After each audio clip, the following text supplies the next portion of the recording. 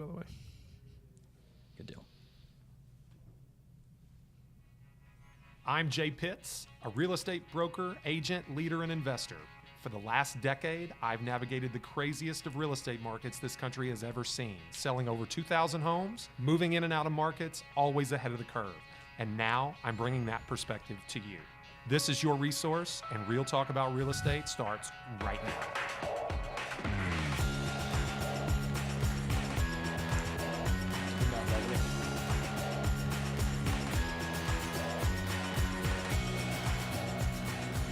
Hey everybody, welcome to Resource, Real Talk About Real Estate. I'm Gabe Pruitt. And I'm Jay Pitts. And there was a third. We have a guest with us in studio today. It's been a while since we've done that. Doug Edrington from Chattanooga, Tennessee is here. Doug, thanks for being on the show with us. Thanks for having me. This is not your first time on the show either. You joined the esteemed club of two-time guests. Yeah, there's only a couple. Like Dustin Oldfather, Tom Toole. Tom Toole, Joe LaCicero. Yeah, I think that's it. That might be it. You might be the fourth member Gosh, of that this was club. 2 years ago or so, wasn't it? It was a long time ago. We talked about ISAs. Do you remember Yeah, this? that's right. Yeah, I do. We talked about ISAs. That was back when, we were calling this season 2 of Resource. Okay, so we took a little hiatus, over the winter and really kind of got focused. We launched a second podcast, which, those of our most loyal listeners have heard us talk a lot about the Hour 502 podcast, which is a feature of local business leaders, entrepreneurs, et cetera. But we started off early in Resource bringing on guests like yourself that could speak to our audience, which is real estate agents, top producers, et cetera. And so, yeah, there's only been a couple, and I think it's just been folks who have made the trip to town. We've done the phone interview, and then we've had them when they visited us here in Louisville. Yeah, last time we had you over the phone, but I think this is first in person, and a lot has changed since then too. I mean, how long ago was that? It was more than a year ago. Oh, that's what we were saying. It was easy 2 years ago. I don't know. I don't think it was 2 years ago because I don't know that I don't think it was that long ago that we started. But That was episode 2. It was you might have been like episode 4, Right? I think like so. serious business. But no, it's exciting to have you here in Louisville. You got in late last night. You probably haven't seen much of our city, just the Uber ride over because it was dark last Found night. this fun little Mexican hole in the wall across the street from the hotel. Okay, It's kind of odd. what's it called? I don't know. You walk in, and then also it's a club with 3 people in it. Just literally, the Wait, DJ was going crazy. So, and the AC Marriott, where was? Is it on Market Street? It's literally across the street from the Marriott. What would that be? I'm not sure. Okay, I'm There's drawing a a blank. red. Hold on. We'll figure Yeah. it out. Figure it out. We'll skip it tonight. No, absolutely. Well, we do have some good Mexican in town. I'll have to give you some recommendations. No, so Gabe, I think you've got an idea on what you want to talk about today, and this is probably in line with season 2 being a little more tactical look at the real estate industry. There's the word, Yeah. tactical. We have a word bank of words that we have to use in every episode. Tactical is one of them. Yep. But no, it's a more tactical approach. We were a lot more philosophical in season 1. We talked about big industry making moves, different types of marketing, different things, different developments, brokerages, structure and disruptors and Zillow and Redfin and all that stuff. And now we're just trying to kind of get a little more back to the basics and give like practical advice. Practical tactical advice to the agents that are loyal listeners. So Gabe, what you got for today? Yeah, so what I want to focus on is, like I said, it's been a while since you've been here and that you talked to us. And I think one of the big developments for you business-wise is that you are now the managing broker. You were a team leader before, and now you're the broker at your brokerage, correct? Well, I'm actually not the broker. I'm an owner of the brokerage. Okay. So yeah, it's family business. Dad's the broker. He has the license to be broker. I'm CEO, so I'm the You're the boss. operating partner. Yeah, all the good stuff falls on me. Gotcha. Okay. Yeah. So terms here, there, like Yeah. names are different, but essentially you have moved up the ladder by a rung, Yes. correct? Okay, Yes. cool. So what I wanted to talk about, like Jay said, What's that? If you call it that. If right? you call it Yeah, that. yeah. Hey, Yeah, it's good. No, there's a lot of people that keep growing, so it's good. yeah, well, like Jay said, one of the things we want to do is bring really practical, usable advice to our listeners. And a lot of our listeners are top producing agents, a lot like yourselves. So one of the things we talk about a lot is how you know and what to do when you feel like it's time to go from being an agent to managing a team of agents, right? We've talked about that at length. We've talked to plenty of really prolific team leaders around the country. But I think the next step after that is knowing when it's time to go from managing a team within your company to managing the company itself, right? Whether it's by broker in name or you're the managing broker, the affiliate partner, whatever the name might be. Yeah, I want to talk owner, about some sort of, definitely. To extricate yourself from the supervision of a managing broker to becoming that role, whether you're actually hanging the license or not. Right. Right, exactly. And I think it's one of those things that seems like it shouldn't be that far of a leap, right? You go from managing the team to managing the brokerage. It's a few more agents that you manage maybe, and that's about it. But I think both of you probably have some stories about what that leap was like. Jay, yours was a little bit longer ago. Yours was a handful of years ago when RE/MAX Premier Properties came on the scene after we were RE/MAX Executive Group. And, of course, you managed JT Pitts and Associates, which is a team of agents within the brokerage. And then, Doug, I know that you made this move just about a year ago, right? Yeah, Like a little maybe a year and a ago. half. Yeah, had a really successful team. Still have a really successful team. It's a top team in town in Chattanooga, and then we 14 months ago decided to open up our own brokerage and take it to the next level. We've got other teams in our brokerage now. We've got some solos. It's been a lot of fun. What would you say was the big motivation for that move? Why was now the time, or why was a year ago the time to make that move? So, it's not like one day you woke up and you're like, I think I want to, do my own thing. Yeah. It starts, unfortunately and fortunately, it starts with frustration, right? One thing I've learned in recruiting at a brokerage, nobody changes brokerages unless something really bad or uncomfortable is happening somewhere else. Okay. And I can look at every single person in my brokerage right now, every team, every agent, every employee, every leader. Like, if they were at another brokerage first, there was a pain point that made them make the move. And so even for me, by no means am I beating up on where I came from, because I was there for 14 years and only company I ever worked for was great. I mean, I learned so much. It was a great roof over my head. But there became a point where it was painful to be in the place because I wanted to accomplish something that wasn't in line with the owner of the previous brokerage. And so that's when you have to make a pretty hard decision of, do you go find someone else that you can live in their home and see if they'll align with your goals and dreams?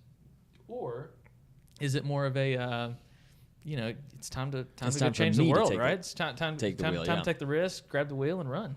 Yeah, alignment was the word that came to mind as I was listening to you speak. I often tell agents that we recruit being a loose term, because you and I just talked off air before we're not doing a lot of outbound recruiting. Gabe knows this. Most of our recruits come to us. And but I tell most people that my understanding that I think a lot of broker owners or recruiters, whether they'd be the chief or an Indian on behalf of the chief, what they don't understand is that people don't leave good situations. Like, you're not going to recruit somebody away from a good situation. They might leave a neutral situation if they're extremely inspired by what you have to offer. But most cases, they leave bad situations. Correct. Okay, and bad is a relative term here. Okay, bad may not be like they're ready to burn the office down, but it's in their head. It's in their heads. Bad in their head. Right? Something is not aligned.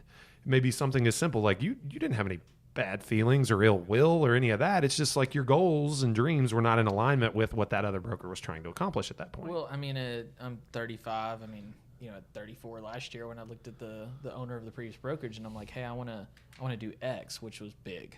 It was like, hey, I need, and it's funny because I was like, I thought I needed more space. I thought I needed more resources. I thought I needed all these things. And but I wanted to do X, and instead of aligning with that owner broker at the time and him having the conversation of like, let's start with yes and work backwards and make it happen, I got a no. And no is hard to swallow, right? It's just kind of like, well, what do you do now? Where do you go with this? It's like you actually feel like there's a ceiling. And hindsight 2020, looking back, I confident I could have continued to grow a lot more had I stayed. But it was time because you learn more when you jump out and take that risk. Sometimes good things, sometimes bad things. But generally speaking, I mean it was time. So now it's like it's time to take the keys and roll. Yeah. Well, Jay, let me flip it to you real quick. Talking about things that you learned. I mean, what would you think was the biggest takeaway when you first went into being a broker versus a team leader within someone else's brokerage? What was the first lesson? Well, the funny thing, I don't know about first. Certainly the most profound. Okay. So I came from, a little bit of a different situation. I was mentored and left a brokerage that is still owned and operated by one of my supreme mentors, right? Like my uncle, who I observed in the business since I was, old enough to remember. Yeah. Right. I knew what he did. I knew very much what my father did, who's also a member of that brokerage. And when I left someone I'm very close to start something of my own. Yeah. Not competing because we're in slightly different markets. But it was the necessity of growth. It wasn't like a bad thing you were running There away was from. absolutely a growth necessity, but it was a little bittersweet because you're leaving someone that you profoundly care about. Yeah. But it was the same thing. Goals weren't in alignment completely. There were, my continued growth and success might have been, despite it being fairly profitable for him, was probably pretty inconvenient for him. Like my resources that I needed and required and the things that I made for myself confused the issue between our relationship. But it's still, okay, this person really cared about me and he told me, and so did my dad, you don't know what you don't know. You don't know what's coming. I know you think you can handle it. You probably can. But you don't know what it's going to be, but it's going to be something, and it's not going to be what you expect. And so that proved to be so true. So true. I thought I had built this great team, this great reputation. I had a kind of somewhat of a magnetic energy where I was drawing people in. We were getting a lot of business. We were doing good things. Thought they would follow. I thought it would just here's my shingle. Where you at? And it took, 24 months to get that wheel to slowly start rolling.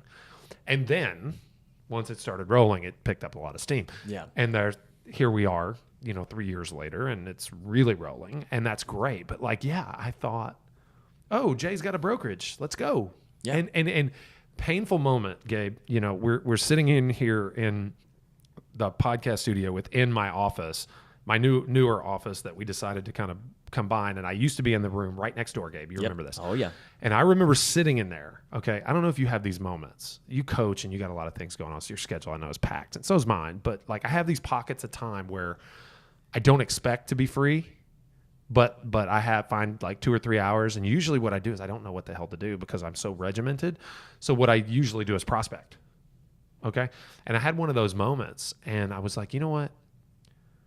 I can't believe we're just not picking up agents the way we should. I can't believe we have 12 agents right now, and I've still got 8 on the team. Where are they? What's happening? And you expected to have how many? I probably expected to have 40 or 50 by then, and I had 12. And I literally, everybody's telling me what to do. We're in coaching. Coaches telling, do this, do that, do this, run these ads, do this. And I thought, I just don't get it. And so I sit down literally with a pen and a piece of paper, and I started writing names. And at the top of the list, I saw agents I like. I thought to myself, I remember this list being on the wall. It was on the wall. You had a whiteboard. I wrote it on the wall afterwards. So I had agents I like and agents I don't like. Now, the agents I don't like never made it to the wall. Oh, that wasn't on the wall for some reason. But I started thinking, I don't care how much you sell. If I don't like you, I don't want you to be a part of my company. So I wrote the list of likes and don't likes. And then I just said, well, screw it. I'm going to call them and ask them why they're not here. And so I called the first couple of usuals. It was such a freaking ego check moment because half of the agents I like, because you similarly to you started a BHHS franchise, Right. After being a BHHS agent team lead. Correct. Yeah. I was a Remax team lead, started a very Remax similar. franchise. Okay, cool. Very similar. Okay, so I called a couple of these people, and they literally, I'm a year and a half in. And they don't even know that I own a company. They just think that I'm still Jay, the team leader, that's still selling. They didn't even know I was an option. So the news didn't get out, yeah.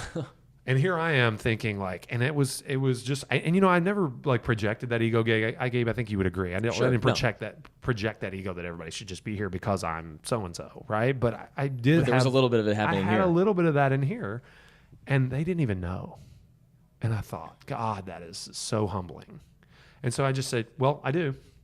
And no, listen. Imagine having this conversation when I've had this many times. When you have to ask somebody, do you know that I own a company? And they go, no. This is, every agent listening to this, regardless of where they are in the business, has asked someone, did you know I'm a realtor? I can sell you a house. Very similar experience. Yeah. Do you know, what do you say? What did I say? What should I have said? Here's what I said. I'll tell you what I said. I said, oh, okay.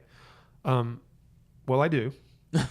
And just so you know, 5 minutes ago, I sat down and wrote a list of agents that I like and agents that I didn't like.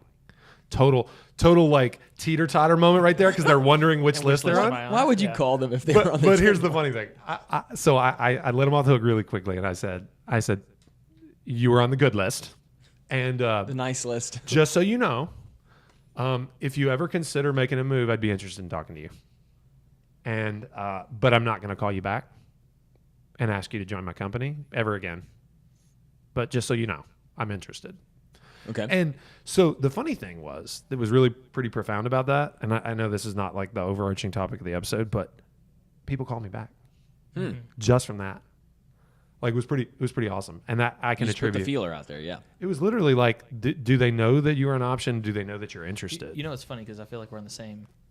We're like I'm in the same path you were probably in 2 years ago because I felt like the whole world was going to come, and I have a lot of supporters and a lot of people applauding from the sidelines, but they're like, yeah, but I'm comfortable. Yeah. You know, and so I've had that same conversation many times of you know, it's so funny you just said like I'm not going to call you back. My conversation is I am going to call you back, but it's not going to have anything to do with recruiting because I want you to know I'm interested. Just please don't like look at me as that person that like every time the phone rings you calling think every quarter. Ask. No. It's like I might need to ask you about a deal. You know? Yeah, So, no, for real. So, And so so let's do don't a hang deal. up. I think I made that clear. Like, Right. look, I'm not going to be the guy that is Right. in your Facebook Messenger and your email and your text and calling you once a month saying, "Why haven't you joined my brokerage yet?" Not for the ask. Yeah. I'm going to call you Add value. to add value to you. I'm gonna be a friend. I'm gonna be a sounding board. I'm gonna be whatever because you're on the list of people that I would like to talk to regardless. Did you experience like, you know, we build really good relationships with agents inside the industry, not in our brokerage. Yeah. Not and like you were like super tight with a lot of people, and then the moment that your name went on the building, they stopped answering your phone. I didn't have that because I think they really didn't know. I think a lot of people just had no clue. Gotcha. You know, now you're I put my name on the You're building. J. They were Douglas like, Properties. Yeah. So There's like, who's the out of town investor? Who's Jay? It might be Pitts. I don't know. no, I mean serious business. Like they all answered my call, but I just think they didn't know. I think they had no clue. But the funny thing was, when the ball started rolling and the you know we did things like start this podcast and you know we started putting ourselves out there, doing a lot of content and you know coaching agents. You know, did you go to Charleston? Were you in coaching Charleston that was my Team Plus? first event that I went to. So Jocelyn Hollow. Yes. Okay, Yeah, recruiting. She wrote the book. She Florida or something like that. Yeah. Wrote the book. Yeah. She wrote a recruiting book, and Yeah, she I do said remember her. a couple of things that I took very well from that is be their broker before you're their broker, right? Interesting. And so you're coaching agents that you are in relation, you have great, you know, interpersonal and working relationships with. You're coaching them on the things that they don't want to go to their broker with, and you build a lot of trust that way. And so I kept doing that. Yep. You know, and this podcast was an extension of that because I wanted to put it out there. I wanted to bring access to people, interesting people like yourself, Doug, that I've had the opportunity to meet from around the country that wasn't threatening because it's not in their market, it's not their competitor, you know, and I wanted to give them an opportunity to listen to me without being afraid that their broker was going to be mad at them for listening to me. Interesting, yeah. Or taking a coffee meeting with me. Right. Or going to lunch with me, you know, that kind of thing. And I think this has been a medium that has allowed us to do that. But really just putting myself out there really got us to where we wanted to be. But I guess the reason I bring all this up is I don't think they knew until they knew. And when they knew, it like picked up momentum very fast. Things started to change. Well, Doug, I want to hear your perspective on this too, because as we're listening to kind of Jay's experience, it seems like yours was a little bit different, right? Like you might have had a slightly different experience when this started. What were some of the first things that you noticed when you mentioned that you kind of had some big ideas that there wasn't room for in the original structure. So I want to hear kind of what those first couple months were like when things were changing, and like what did you notice right away? Well, I think when I was at my last brokerage, the team that I have, my family and I built, we had built a lot of systems and processes and structure that, you know, the best of the best knows what I'm talking about, but the majority hasn't been exposed to it. It's not that they're stupid. It's they're ignorant to how businesses are run in a lot and of not ways. in a bad way. Just very No, matter of factly, no, you've it's not had exposure not to even this. exposed to it. Yeah. I was that once. I'm sure Jay was that once. Absolutely. You know, we didn't have a clue. And we started building it, and I started realizing how scalable it was. And so when it came down to planning for the next year, and I was in a brokerage where that wasn't necessarily even a thing. It was like me going. It was my thing. Like, I'm planning for next year, and I wanted to go to the owner and the broker and say, hey, here's my plans for next year. They're kind of like, wow, why are you bringing this to us? Are you thinking about leaving? And I'm like, no, I'm like, I'm trying to make it go I'm just up. trying to make sure that you're prepared for what I'm doing, and I want to, and I need, I mean, it's your business, not mine, so I need to get some permissions on some things. And, and the conversation quickly went into like, well, if you do that, I'll have to hire more support staff. Oh no!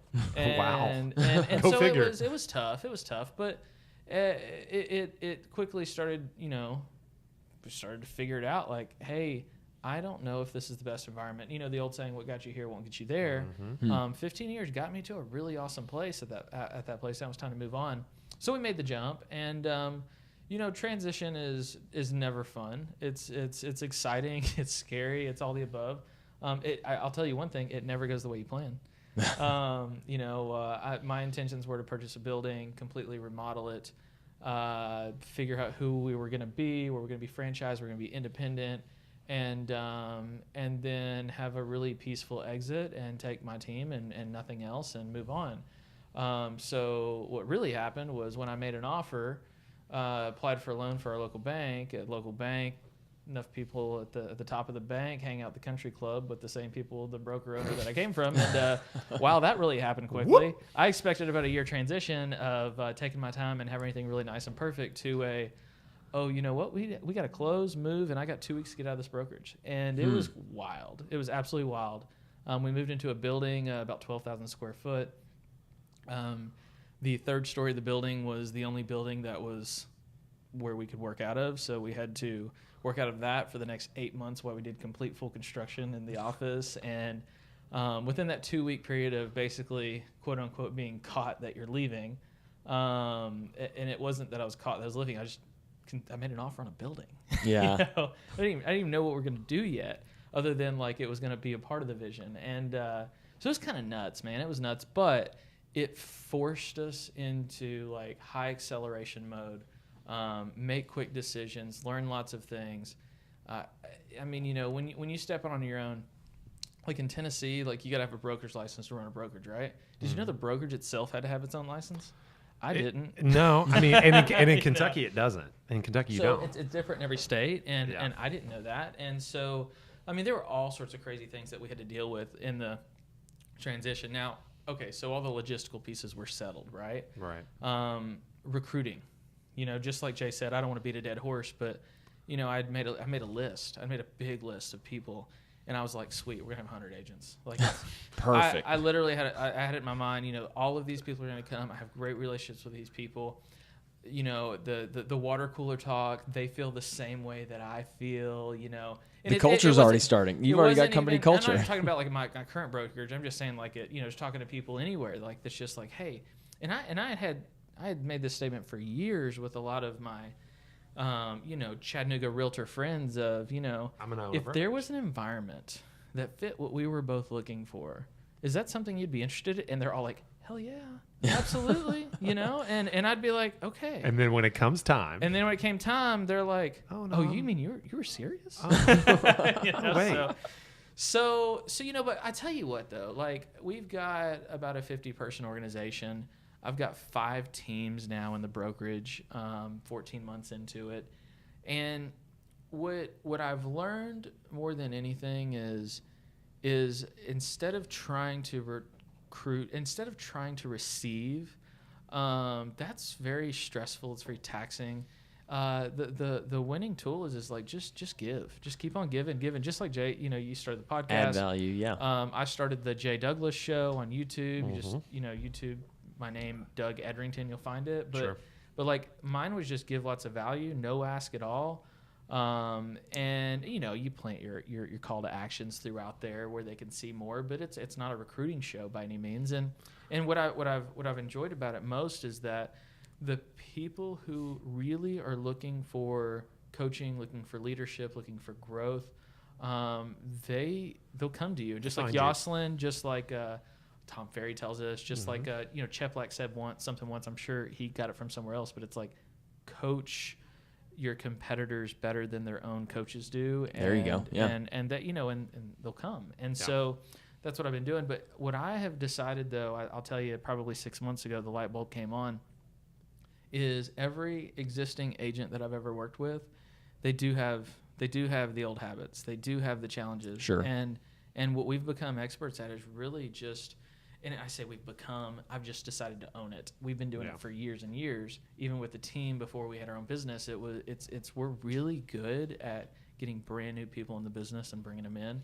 They have no bad habits. They treat it like a job. They don't treat it like a hobby.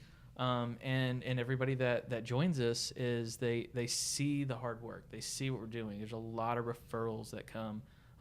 The restaurant industry is huge for us. So it's crazy. There's a lot of excitement surrounding the real estate industry, and there's a lot of people.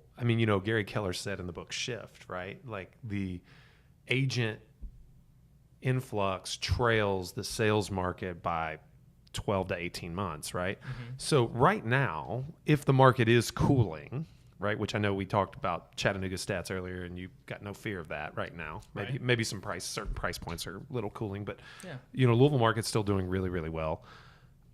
There's still plenty of agents getting into the business, plenty of agents that see what our industry is and could be and should be, and they're entering, and that's just it. I've had the most success at bringing new to the industry agents and taking them to a successful level. Same here. The team will always and has always been a way to grow the brokerage. Yes. It's grow up, spin off, grow up, spin off. Do you make most of your money in your team? Absolutely. Yeah, same here. Absolutely. Same here. And no disrespect to the rest of them, it's just business. It's absolutely you not. got to grow the new team. So I tell each and every independent agent or team lead that comes to this brokerage from another place, and now the reason that they come is something different than what it was in the beginning. Always. They come here and I say, look, here's what I offer. And sometimes they're coming from a situation where they had a really heavy broker split or whatever. They say, how can you do that? I say, well, I can do that because I make the majority of the money on my team, and I want to surround myself with like-minded individuals that raise and lift up everyone else. And I'm okay taking a small piece rather than a large piece because I'm not feeding my family with the money I take from your commissions. Okay, I'm running my operation, and I'm putting forth, as long as I can run a good operation, the kind I want, I'm all about bigger pie, smaller piece. Okay, and some people are, come to me and they say, oh, well, that's a lot. And I say, well, I don't aim to be the cheapest either.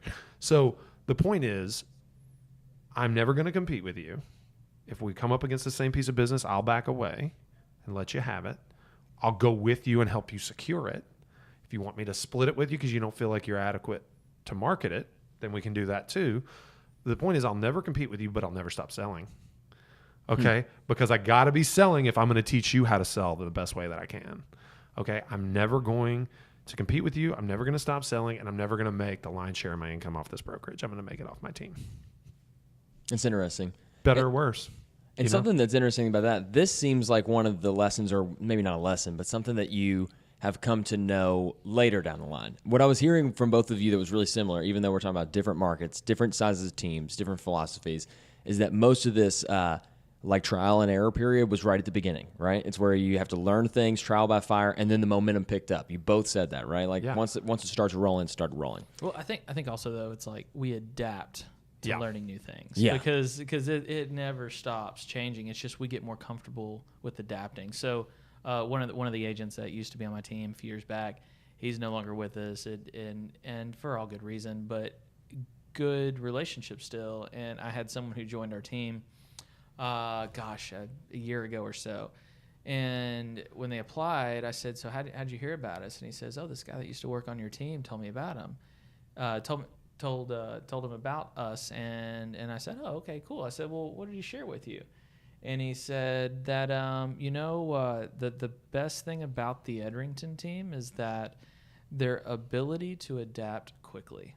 And it was interesting because that was coming from someone who left us on their own choice to go be a solo agent because it was stressful, and because it's not for everybody, right? We like my team does not fit everybody, and so it was interesting because we have adapted to adapt quickly. Yeah. If that makes any sense. Well, I mean, I see it in my personal relationships. I mean, my wife has not been around the real estate business. I grew up in it, and she's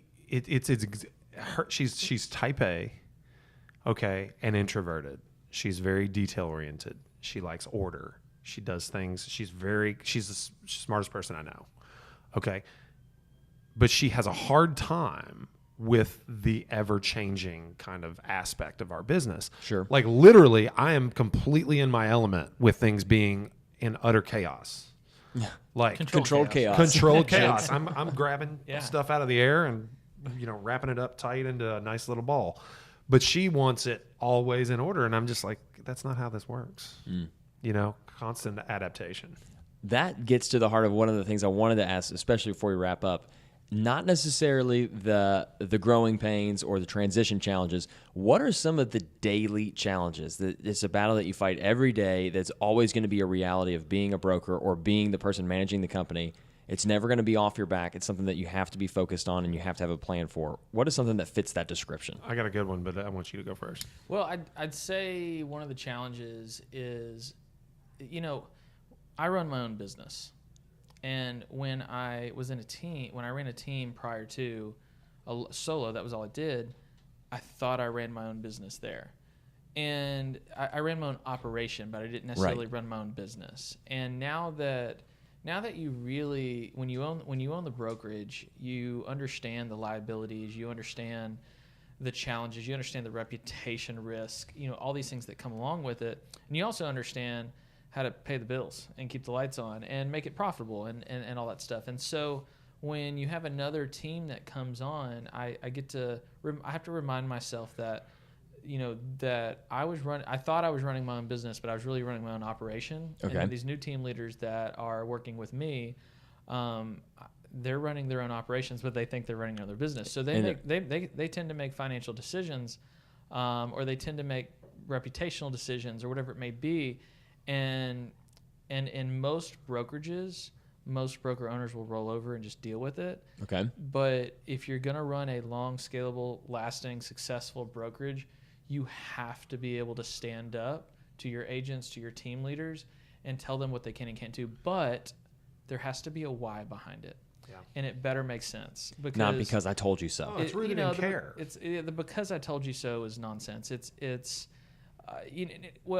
Because I told you so is more for me about core values, and they should know that before they join. Interesting. We make sure our core values are clear and defined, and everybody understands them. If you have two different values, then it does get into because I told you so, because this is how I believe things should go, and if it differs from you, there is like But even that has a why. The why is because we have core values as a company that make us profitable, and you need to display them if you want to be a functioning part of this company. Absolutely.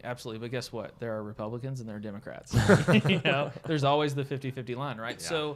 So I think you really need to be willing, like if you're thinking about, and first off, opening a brokerage is not for everybody. No. Sure. And just because you don't do it because you want to do your own thing. You don't do it because you think it's going to make you more money.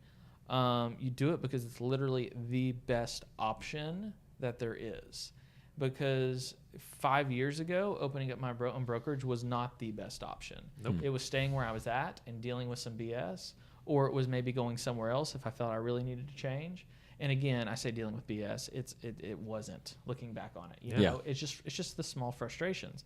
But opening your own brokerage should only be done because it's truly the best option. And I really want to point out that just like they say, we go to doctors because we shouldn't self-diagnose ourselves and that sort of thing. You should have mentors, coaches, attorneys, your advisory board. Experts Telling you and weighing in on all the different pieces of if this is a good idea or not. And yes, passion runs a lot of that for yourself, but passion can run you the wrong way. Right? Okay. No, I agree with all that. Why did you leave? Why did I start my brokerage? Yeah, why did you start your own brokerage? It was time. You just know it. Were you running from a bad situation? No, I wasn't. It was time. It was by necessity, like you said. So I opened a satellite office of my uncle's brokerage 100 miles away. Okay. There were logistical challenges. There were there was legitimacy issues. Like running the team, it hit a critical mass where I needed to take the next step. Now, another thing, and you'll appreciate this, I reached a place where the value I could add became capped out by the fact that I didn't own a brokerage. I had agents that matured to the point where they needed to leave my team and go on their own. Right. And I had no place for them. They weren't loyal to the previous brokerage. They were loyal to me. The team lead. Yeah. So the team limited my ability to offer them the next step. They would have had to gone somewhere else or cut a deal with a broker that they didn't have allegiance with because of my situation. My situation was very unique. Okay. So, and not to mention, it's just not very profitable to take somebody from out of the industry, cultivate them for years, and then have them go elsewhere because you have no other option. Are you the only brokerage in town that is owned by the same team leader or team? You know what I mean? Like a team. Yeah, a producing brokerage team leader, broker owner. Are you the only one in town? Maybe. Maybe, yeah. Because I'm the only one in my town. Maybe. That runs the team. Especially in the big brands. Yes. Like big players though. So the local BHHS franchise, the broker owner there is a big producer. Okay. And to be honest, I don't even know. I know who the principal broker is. I don't exactly know who owns it. I don't really have a reason. You kind of know who the bosses are. Right. And it's a brother and sister that sell a lot of real estate. Both of them. They don't really do teams. Okay. Right. Mm-hmm. But that's a choice of branding. I mean, they leverage. They recruit. Right. They have a good operation. None of the RE/MAX offices. One of them did, and he sold the brokerage and is now managing a team at EXP. Mm-hmm. But none of the RE/MAX offices, none of the C21s, none of the Coldwell Bankers, none of them do that. Your potential new agents or veteran agents that join your brokerage, it's a big value proposition because for me, I mean that was one of the leading factors that opened up my brokerage. It's that people want to learn to do what you did. They want to learn what you want to do. And they want you to teach them. And then when they walk up to you 18 months later and they're like, hey, Doug, I'm thinking about, or no, it's not I'm thinking, I thought about what I want to do, and today's my last day on your team. And the problem that I had with that is that they would get advice from people that did not help them get to where they're at and don't know where they're going necessarily. Interesting. So they wouldn't get advice from me because they were scared they'd become competitors. So like in my town, it's a big value proposition. It's like, hey, if you want to join the team, and the moment that you're ready to maybe branch out on your own, we're going to start building that months in advance while you're still on the team, so we're prepared for it so you can go out on your own. Yep. And I think that you're probably doing the same thing here. Absolutely. Which is making it a massive value.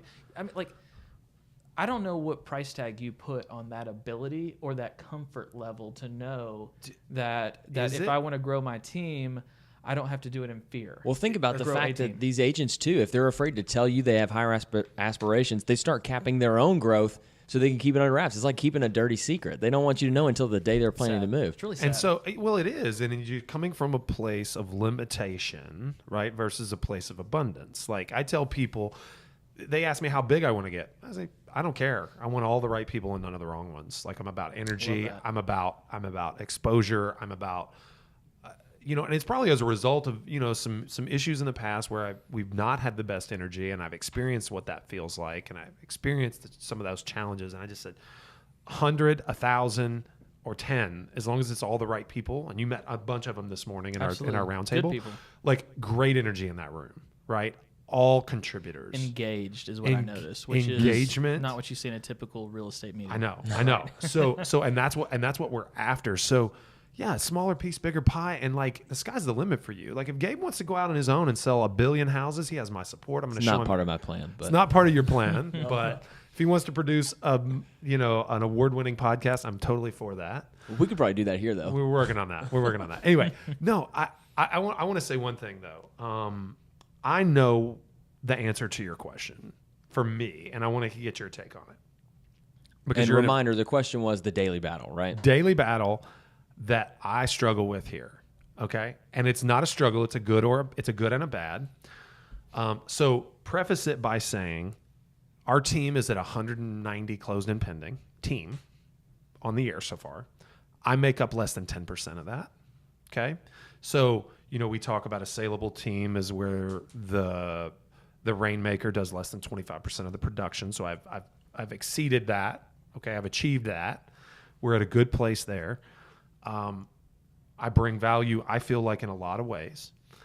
But at the brokerage especially, okay, because of the value that you just talked about aspiring team leaders or team leaders wanting to learn how to do what we've accomplished at the team level, I am the draw. It's me. I take their calls. I answer their questions. I solve their problems. I build systems. You see that you've met a lot of the staff as you walked around here this morning, and people like Gabe and Marcy and Lana downstairs, Kelly, and the whole team, and the collaboration that is in that meeting that we just sat through, the round table. And they get tons of value from the experience that we curate here, but ultimately I'm still too much of the value personally. And you mean like your mentorship is what you're saying, right? Well, not just mentorship. Your access. Yeah, access, and both, philosophically and procedurally, I feel like I am too much of the draw. I want the company to be the draw. And you can't be everywhere at once. But I cannot make a choice personally when I know I have something to give to not give it. Do you see what I'm saying? Do you understand where I'm coming from? I totally do, because I as I reflect back over my 15-year career, I think of the mistakes that I made, because I think it's a mistake, but it's also a part of evolution for you or I to be and you're saying this too, you also agree that it's a mistake to be the largest value proposition here, because I reflect back on my earlier years of recruiting a team, and it was the last time I was on your podcast, we talked about ISAs, had a 5-person ISA team, and my largest value proposition was ISAs.